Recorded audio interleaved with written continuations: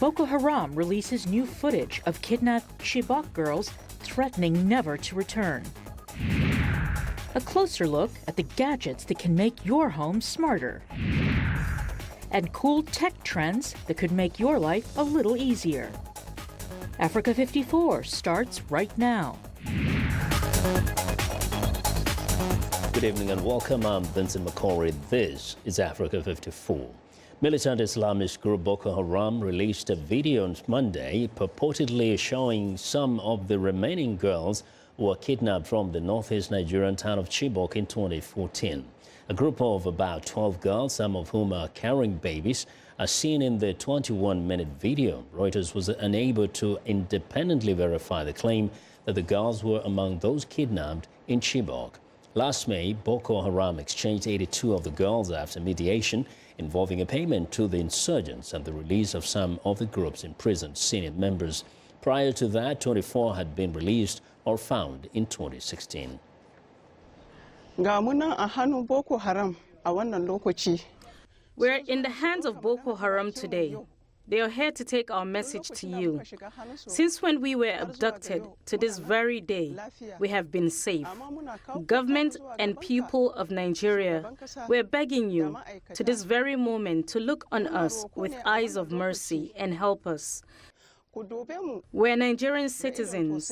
Have mercy on us and do as you have promised to rescue us in times that have passed. See us here, 10 of us. Well, after the girls were kidnapped in April 2014, there was international condemnation and heavy criticism of the Nigerian authorities, as well as celebrity-backed Bring Back Our Girls campaign. In Libya, at least 9 people were killed on Monday in clashes between rival armed groups near Mitiga Airport in the capital, Tripoli, according to a health ministry official. Local media reported that nearly 30 people had been wounded in the fighting, which caused Mitiga to suspend all flights until further notice. The fighting pitted the Special Deterrence Force, one of the most powerful groups in the city, against a rival group based in Tripoli's Tajura neighborhood. Mitiga is a military air base near the center of Tripoli that has been the city's main airport for civilian flights since the international airport was partly destroyed by fighting in 2014. Now, Tunisians on Sunday marked the January 14, 2011 end of the country's oppressive regime with a new wave of protests. The event 7 years ago inspired neighboring countries to stand up to their authoritarian governments in a wider movement that became known as the Arab Spring. But the change of government has not brought improved living conditions for ordinary Tunisians. Many returned to the streets earlier this month to protest poverty and unemployment. Viewers Zlata Hook has our report. Demonstrations in Tunisia have been going on for a week after the government raised taxes and increased prices of many goods and services as part of austerity measures in its 2018 budget. Protesters argue that the economic situation has not improved since the ouster of former President Zine El Abidine Ben Ali. We are continuing to fight to reach the objectives of this revolution, especially its economic and social objectives. The current alliance in power is destroying our people, destroying our country. Our Tunisia needs new economic and social choices. Our country needs a new political direction to fulfill the aspirations of this people, which has fought so much for its dignity and freedom. Tunisia has had several governments since Ben Ali fled the country, but none has been able to improve the economy. One reason is a threat of terrorism that deters foreign investors and hurts the Tunisian tourist industry. Protesters say raising prices is not a solution. What does this government achieve? The easiest solution it has come up with is to raise prices, but the basket is empty. The Tunisian president has accused the foreign news media of exaggerating the size of the protests, but he visited some of the impoverished neighborhoods of the capital on Sunday and promised that the government will work to create jobs for young people. We have 620,000 unemployed people. Of them, 250,000 have advanced degrees, and still they have no work. 1 year, 2 years, 3, 4, 5.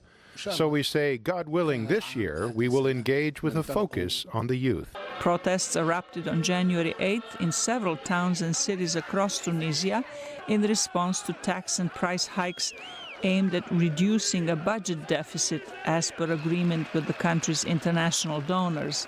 More than 700 people have been arrested for what the authorities have called acts of violence and vandalism. One protester has died during clashes with security forces.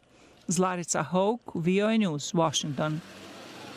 While still in Tunisia, protesters have taken to the streets of towns and cities across that country as anger grows over price hikes introduced by the government. Now, demonstrations in 2011 in Tunisia, as you said, grew into the revolution that overthrew the government and triggered a wave of uprisings across the Arab world.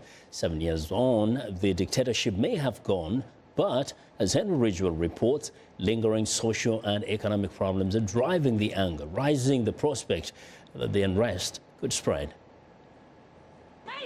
The end of Friday prayers brought Tunisians onto the streets of the capital. Security forces have deployed in Tunis and across the country. Demonstrations have built through the week as anger grows over government price hikes on top of already soaring inflation. Why did we do the revolution? For jobs, for freedom, and for dignity. We obtained freedom, sure, but we're going hungry.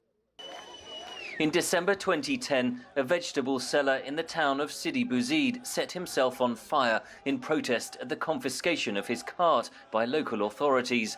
That act triggered country-wide demonstrations that would eventually topple Tunisian dictator Zine El Abidine Ben Ali and spread across the region. 8 years later, one main protest group using the social media hashtag Fesh Nastanu, or What Are We Waiting For, wants a return to the spirit of the 2011 revolt. We believe a dialogue is still possible and reforms are still possible. The yellow card is to say, attention. Today we have the same demands that we have been having for years. It's time to tackle the real problems, the economic crisis, the high cost of living. The government enacted a new law this month, raising taxes to try to cut the deficit. I think that this government feels that its ability to make its own economic policy, or its ability to roll back these austerity reforms, is very much limited by the demands of international financial institutions, primarily the IMF. The government has condemned the violence, but pledged to listen to the protesters. No matter what the government undertakes, its top priority, even during tough decisions, is improving the economic and social conditions of the people. Could the region witness a repeat of 2011, with the protests gaining momentum? We're looking at a different region now, but at the same time there are similarities. The issue of austerity, of socioeconomic marginalization, of corruption and predation by elites. The Tunisian government's task is to address those deep-rooted problems before the protests spin out of control. Henry Ridgwell for VOA News, London. Well, fallout from U.S. President Donald Trump's reported slur against impoverished, predominantly black nations further complicates a push for bipartisan immigration legislation that has eluded U.S. lawmakers for more than a decade. A failure to reach a deal on thorny immigration topics could make a partial U.S. government shutdown more likely by the end of this week when federal funding expires.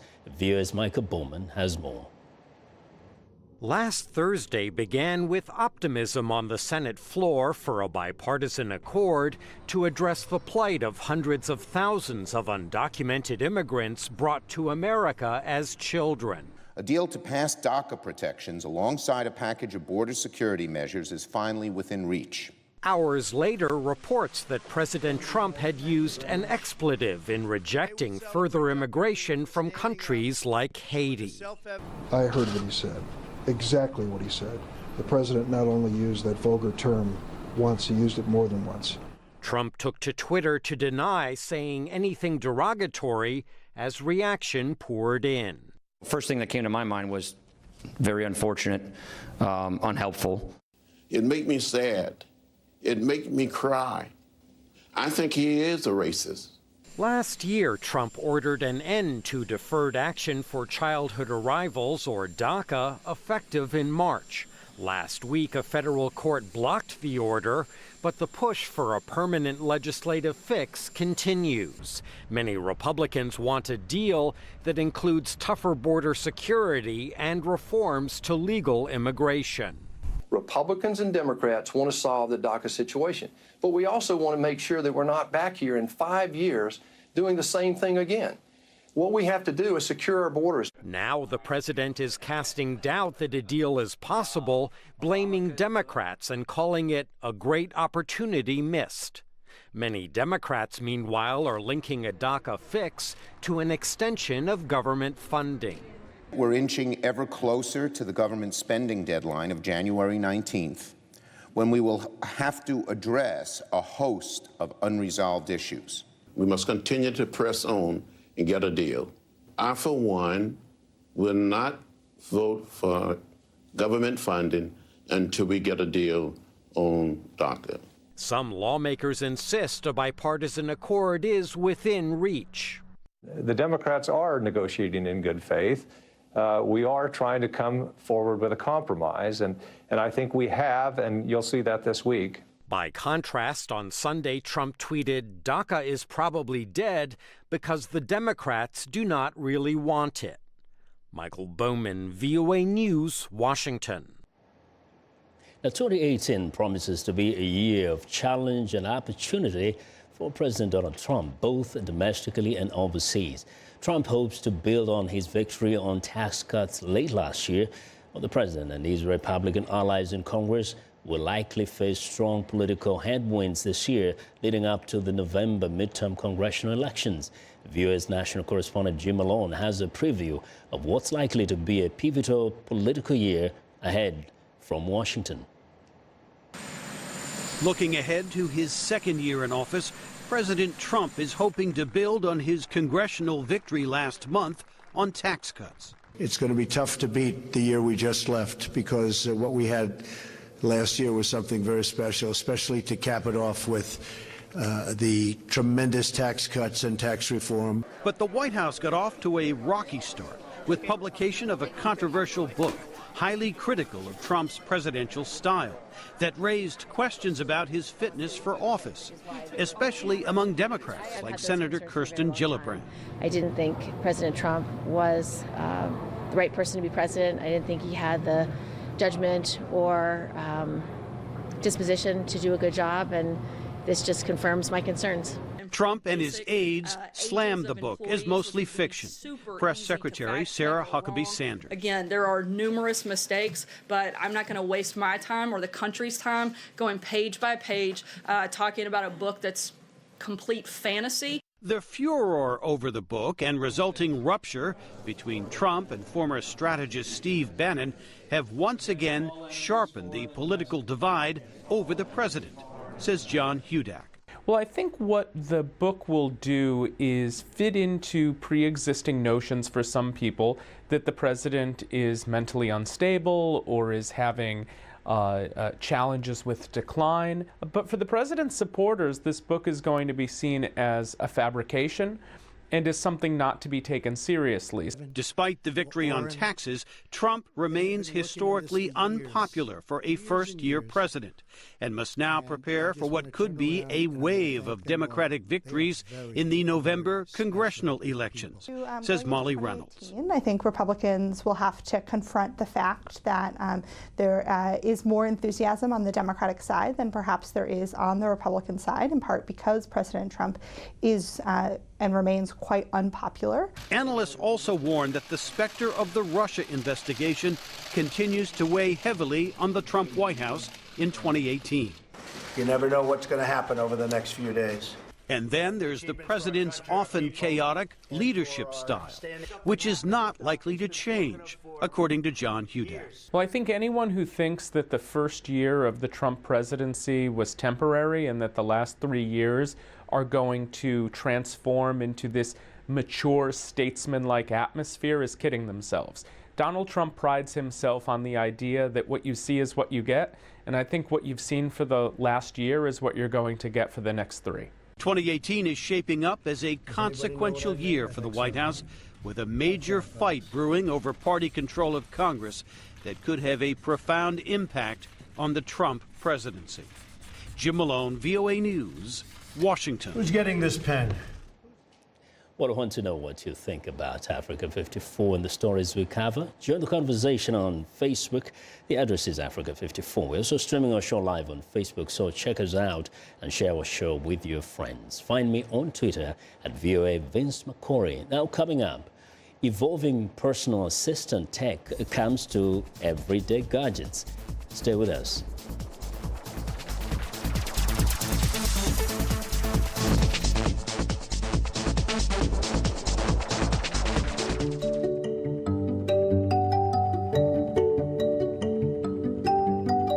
This is a country that I chose to become a citizen. I didn't have to become a citizen. I chose to become a citizen. I feel like America gave me an opportunity to pursue my passion as an artist. I really believe that clean eating is a way to a more successful life, or a happier life, if you want to put it that way. One of the things that helps me wake up every morning is doing better, being better. We grew up poor, and so I'm always focused on helping the working class be able to have a more comfortable lifestyle. I'm passionate about doing justice every day. I oftentimes say that justice is a verb, not a noun. You know, I believe in action and moving the ball forward.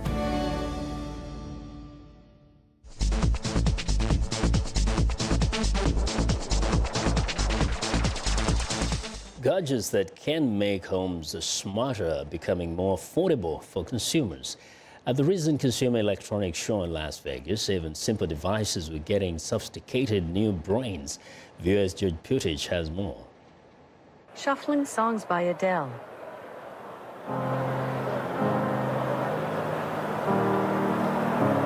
This modern-looking speaker taking voice commands is actually a smoke and carbon monoxide detector that every house in the U.S. is required to have. And it has Alexa inside it, so you just talk to it and you can ask it what the weather is, or to play a song, or what your schedule's like, all in one device. Increasingly popular personal assistant technology is finding a way into many household devices, in some quite unexpectedly, like this wall mirror. When you take a shower, you can listen to music, or you can play a video clip. You can even check your email here. One of the main reasons for having a smart home is the ability to control a whole range of devices from afar. We have the doorbell, which you would press, and you can then use your tablet or smartphone to find out who is actually at the door. This do-it-yourself kit gives intelligence to your window shades. You don't need a special hub or anything. You just connect your phone. You can store specific schedules and set custom temperature settings and light settings, so they open and close automatically, and also open and close on schedules that you set with your preference and our custom app. A small magnetic wireless detachable camera can be handy for monitoring kids or pets. The camera cube can be removed from its stand. You've got a battery life of about an hour and a half, so it can be used for live streaming in that place where you want it for that period of time. Not to forget the kitchen. Ingredient recognition technology will soon start helping busy home cooks. It actually allows you to scan the contents of your refrigerator using a camera embedded within the Yumly app. Once the contents are recognized, the app quickly comes with recipes and detailed instructions on how to prepare a tasty meal. George Putich, VOA News, Las Vegas. So how does technology affect children? VOA's Michelle Quinn is at the Consumer Electronics Show in Las Vegas and talked to people about the benefits and costs as technology is becoming more a part of young people's lives. Colorful letters are a mainstay of a child's toy box. Square Panda places them on a screen for a child to spell out a word. This here is our Lagoon game. You'll see that I've spelled out play here. We're helping build that letter recognition. Kathryn Green works for Square Panda, an early learning technology company. She also has a 2-year-old who never played with a tablet or phone until receiving a square Panda. It was pretty incredible and actually scary in some ways to see how quickly he was drawn to it and knew what to do. At CES, the annual world-renowned consumer electronics show, where the tech industry shows off its wares, there was an ambivalence about technology's effects on children. So as a society, I've watched this now for a long time, we need to start to set our own rules. And I don't think you can depend on the industry to set them for you, but I think you can depend on them to make the tools so that you can set your rules easily. For John Shee, a longtime tech executive, the moment of realization came when his kids received laptops. And they just disappear behind the screens. He created a series of interactive games that does not use screens. He says tech executives should make products and services they will let their own kids use. I'm not going to make all these things that will just simply suck in our children's time without providing benefits that really just take them away from social interactions, take them away from parents and teachers, right? Make them feel lonely. I'll make products that my children will actually use. With more kids using more smartphones, tablets, and apps, is it all up to parents to set limits, or does the tech industry share some responsibility? The industry has a big opportunity to say, we'll educate you, trust us, we got you covered, and they really do owe it to people. Amid the desire to improve lives with connected homes, clothing with built-in sensors, and warm and cuddly robots, there is some recognition of the downside to technology overload. Michelle Quinn, VOA News, Las Vegas. Well, coral reefs support nearly a quarter of all marine species, but because of climate change, half of the world's reefs have disappeared in the past 50 years. With that problem not going away, scientists are looking for ways to make better corals that can resist the rising temperatures. VOA's Kevin Enochs reports. Floating among these reef systems, a pair of Scottish scientists discovered what might be the key to saving the world's coral reefs. It is this little piece of coral, called a corallith, that is unique in that it does not stay in the same place. A coral larvae settles on a small pebble or a dead piece of coral rubble, and then it will encrust it and then grow and grow and grow. And at this point, it will be a mobile coral, so just like this one, and it will be tissue and skeleton all around, and it can be moved by the waves and roll around, and even when fish come and graze on it, it will move. And because of that movement, coralliths can help expand the range of a coral reef. They roll around and they get bigger and bigger and bigger, and at some point they'll be so big that they will stop being mobile, they'll stop being blown about by the waves, and they'll be stable. At this point, a part of the corallith may die, and then this bare substrate, this bare piece of rock, is then perfect for other coral species to come in, land on, and then grow. But coralliths are also important because they're tough and might be able to withstand the rising temperatures and acidification that is killing the world's coral reefs so quickly. They might not be so pretty to look at, but they are incredibly resilient to things like changes in the light environment, changes in temperature. The proof of their toughness shows up in the fossil record. So these coralliths have been around for many, many years, and we find them throughout the fossil record.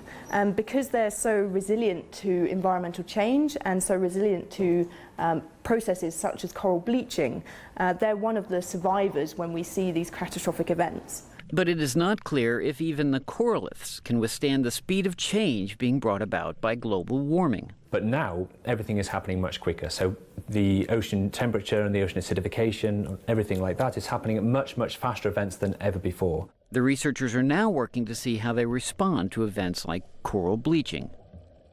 Kevin Enochs, VOA News. Well, it's time now for a short break. Still to come on Africa 54, a new app that helps you distress. We'll be right back.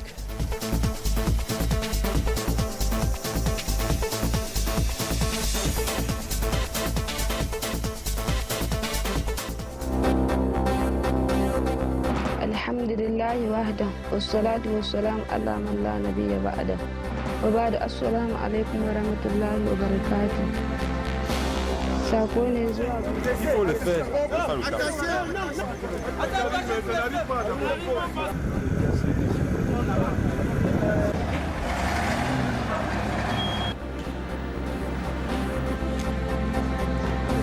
11 tonnes de médicaments différents qui vont cibler le traitement de choléra.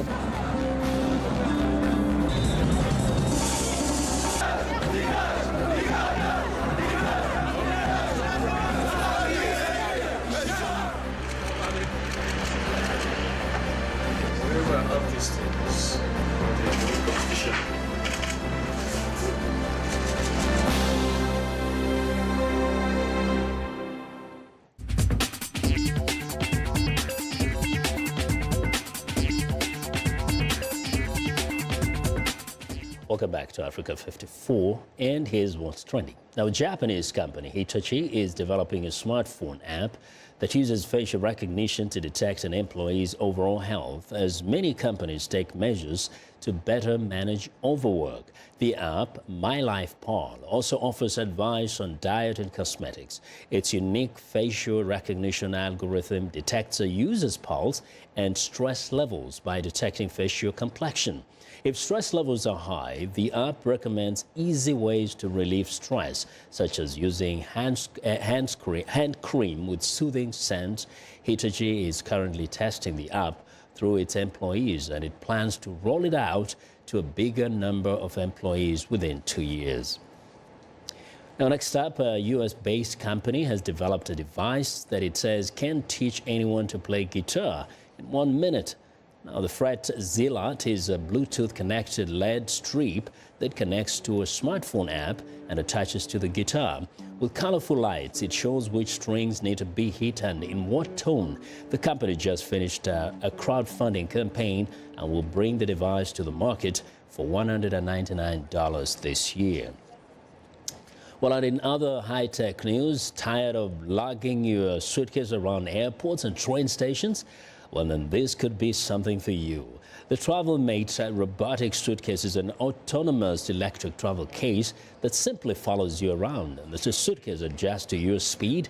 The Find Me function brings the case to you if you're in a different room. The bag can also be set in a joystick mode if you prefer to drive it through the terminal. The TravelMate suitcases will be available this year and will come in 3 sizes starting at $1,099. And that's what's trending today.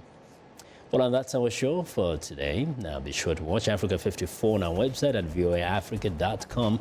And for more news, tune in to VOA's evening radio show Africa News Tonight at 1800 UTC. And in the mornings today, Break Africa between 0300 and 0600 UTC, Monday through Friday. Thanks a lot for watching. From all of us in Washington, have a good night.